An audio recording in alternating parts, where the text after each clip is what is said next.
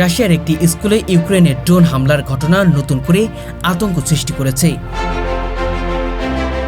স্থানীয় প্রশাসনের বরাতে জানা গেছে, হামলাটি ঘটেছে গতকাল দুপুরে, যখন স্কুলের শতাধিক শিক্ষার্থী ক্লাসে উপস্থিত ছিলেন। আকাশ থেকে হঠাৎ করে আসা ড্রোনটি স্কুলের ছাদে আঘাত করলে মুহূর্তে চিৎকার আর আতঙ্কের পরিস্থিতি সৃষ্টি হয়। শিক্ষার্থীরা দ্রুত নিরাপদ স্থানে লুকিয়ে পড়েন এবং শিক্ষকরা তাদের শান্ত করার চেষ্টা করেন। প্রাথমিক রিপোর্টে বলা হয়েছে যে প্রাণহানি ঘটেনি, তবে কয়েকজন শিক্ষার্থী এবং শিক্ষক আহত হয়েছেন। নিরাপত্তা সংস্থা দ্রুত ঘটনাস্থলে পৌঁছালে প্রাথমিক তদন্ত শুরু করে। জানা গেছে, হামলার ব্যবহৃত ড্রোনে ক্ষেপণাস্ত্র ছিল না, তবে আঘাত যথেষ্ট ধ্বংসাত্মক ছিল, যার ফলে স্কুলের ছাদ এবং জানালার কিছু অংশ ক্ষতিগ্রস্ত হয়েছে।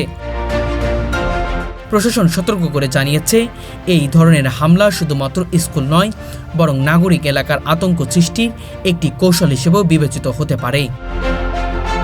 রাশিয়ার নিরাপত্তা বাহিনী সীমান্তে নজরদারি ও প্রতিরক্ষা ব্যবস্থা জোরদার করেছে।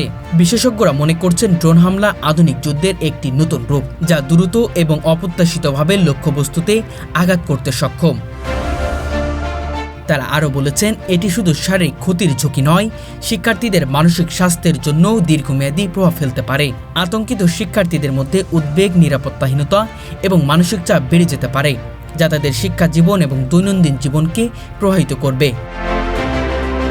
বিশেষজ্ঞরা মনে করছেন, এটি শুধুমাত্র সামরিক কৌশল নয়, বরং রাজনৈতিক ও সামরিক প্রভাব বিস্তারের উদ্দেশ্যও থাকতে পারে। রাশিয়া এখন শিক্ষার্থীদের নিরাপত্তা নিশ্চিত করা, মানবিক সহায়তা দেওয়া এবং ভবিষ্যতের জন্য প্রতিরক্ষা ব্যবস্থা জোরদার করার দিকে মনোনিবেশ করেছে, যাতে শিক্ষা প্রতিষ্ঠানগুলোতে ভবিষ্যতে এই ধরনের হামলা থেকে রক্ষা করা যায়।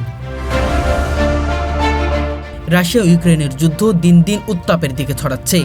এখনই যদি কার্যকরী পদক্ষেপ না নেওয়া হয়, তাহলে হয়তো আগামী দিনে বিশ্ব একটি নতুন সংঘাতের ভয়াবহ রূপ দেখতে চলেছে।